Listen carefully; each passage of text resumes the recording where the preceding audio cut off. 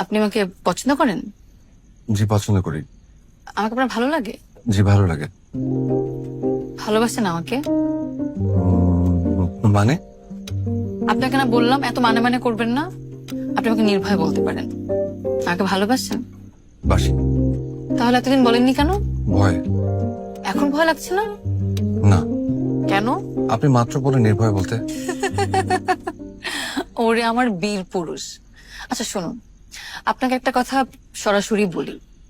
আপনাকে যেদিন আমি প্রথম দেখেছি ওদিন আমার ভালো লেগেছে। এরপর আমি আপনাকে 6 মাস পর্যবেক্ষণ করেছি।